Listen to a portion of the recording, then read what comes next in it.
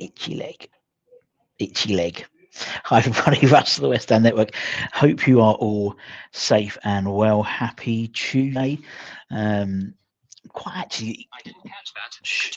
I'm quite happy. I'm actually in the office really because of the air conditioning, so it's not too bad. Hope you're all safe. Hope you're hydrated and sunburnt or sunstroked. If that's the right expression.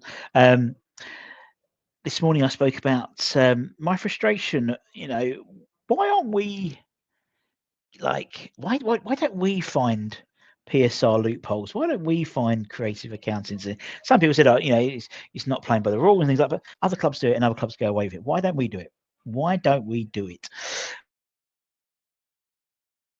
And then yesterday, actually, we had the first episode of our brand new series, Brothers. And we're going to be chewing the fat every couple of weeks, every week or so, talking about West Ham, but also mainly around memories, supporting West Ham, funny stories. So hopefully you enjoy that. A bit nostalgic, bit of fun, bit different. You don't usually get three mats as and when we even spoke about the porter cabins, not the ones at the stadium, but the ones at Upton Park, and yeah, all those great days, great memories. Anyway, it is Hammersmith Headlines in association with the KUMB.com boys. Don't forget to check them out. As below description, there's a little link for the latest news, reviews, opinions. Cracking forum, talk to fans all over the world, all good stuff. I'm going to talk about three stories as per usual, and I think only one of them's a transfer rumor story. One of them's kind of like a transfer rumor story. We'll start with that one. As according to ex-WHU employee, West Ham are set to appoint Antonio Tramontano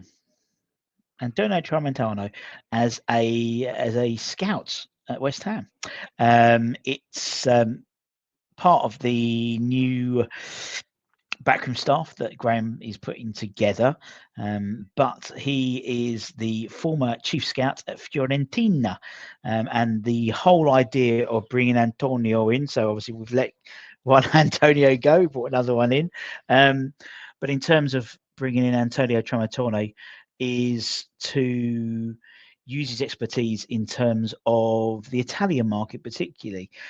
He is well experienced in terms of helping secure talent in that region, and also playing a big part in player sales. So it does seem like Serie A is an area we're going to be fishing in potentially, and having someone like Antonio on board will help with negotiations and things like that, because obviously he's a native Italian speaker in it, so it does help.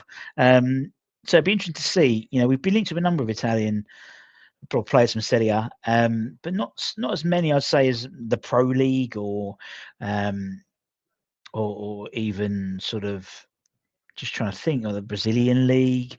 So I would imagine we're going to see an influx of players being linked to from Serie A. So, but I think it's a clever idea if we can get him in. As I said, he's got experience. He's been chief scout for Fiorentina, and obviously we played them in the final of the Europa Conference League. I might delve a little bit deeper into him, see what players he's scouted before. But yeah, for me, it's a step in the right direction. It's like yesterday we spoke about the bloke from F Borg, the goalkeeper coach, one with really intense blue eyes, and we've led to believe that he's could be being brought in as an assistant goalkeeper coach to Casper, the friendly goalkeeper coach. We've never had that really as a first team sort of assistant to the goalkeeper coach, and it does seem to be building more of a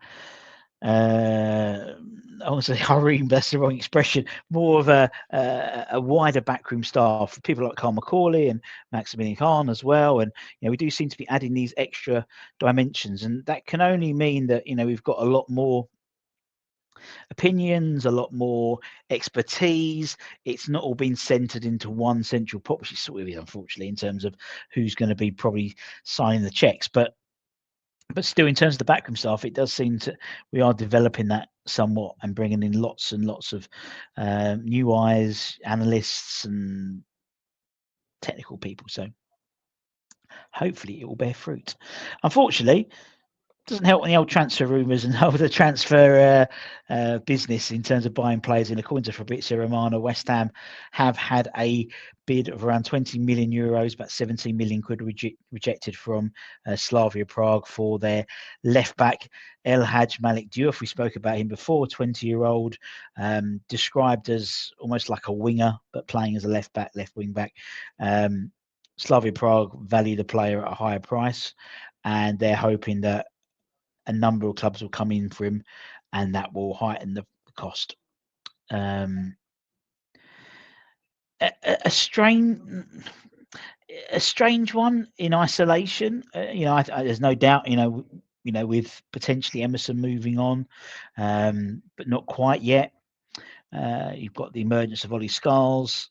You've got Wan-Bissaka can play left side as well if required.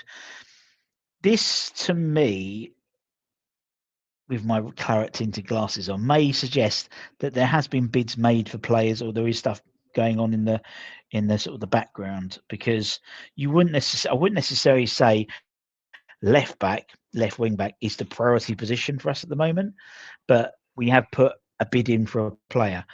Clearly forward, clearly midfield, goalkeeper, centre half. I think it's probably the fifth choice position, because then right back, you need cover for right back, because we haven't got any cover for right back now. At the moment, we've got left back cover, and it seems a little bit, out of all of the players, 138 players we've been linked with, to say we've just put this one bid in, I don't think it's the case. And there's not multiple. Obviously, Rafa Nueda, we would be linked with quite heavily. Obviously, we were linked with Rico Reitz. That's been debunked by some as well, but there was a link there. Obviously, a lot of strikers we've been linked with, a lot of full players, a lot of left-sided wingers as well. Just trying to seems stay off the path in terms of when Kudus does eventually go. He will go. I'm 99% sure he's gone. But who to is another question for another day. Left back just seems the least of our problems at the moment. So for this proposal to put together and be rejected just makes it a bit, to me, again, my claret tinted glasses on, gives me a little bit of faith. It comes from Fabrizio Romano. We know he was very clued in with Tim, wasn't he? But obviously Tim's no longer here. So he's very, having had issues before in terms of announcing West Ham players or incoming West Ham players for that not to happen. He has to be very, very assured of his information when it comes to West Ham. And so encouraging, although it's been rejected, it's encouraging, he says. I don't know. I am clutching at straws. I appreciate it. And as we predicted yesterday, and it's one of the most open secrets in the last sort of 6 weeks or so, West Ham have announced a multi-year partnership with Boyle Sports, who have changed their logo. You'll be pleased to see, and you see it here. They've changed their logo. It's not the more cartoony Comic Sans type. It's a little bit more, I don't know, blockier, so it might look a little bit better on the shirt. Whether it's double stacked like that, whether it's one line, I was just going to be double stacked, because otherwise, as Holly pointed out when we spoke about it, it looks a bit small as one line. They did a big splash on the website, talking about a multi-year partnership, beginning with West Ham being the front of shirt sponsor for this season, coming, and then obviously the involuntary ban on front of shirt gambling advertising comes to effect, with the assumption is they're going to be moving on to the sleeve as part of their sleeve advertising. It's part of a £100 million package investment over 3 years in the UK, and West Ham are part of that. So look, more money in the kitty. I think Betway didn't pay. I think the most they paid was 10 million a year, wasn't it? I don't know. Anyway, and according to X, we should have the new shirts out on Thursday anyway with the new logo, so we'll see how it looks then. Anyway, fangs, friends, family, whatever it is, countrymen. Thanks for your time. As per usual, if you're new around here, give it a like, give it a comment, give it a share, give it a subscribe, and we'll be back tomorrow with loads of fun content as per usual. I think you see a little bit of Holly tomorrow, so take care, stay safe. Much love. Stay hydrated.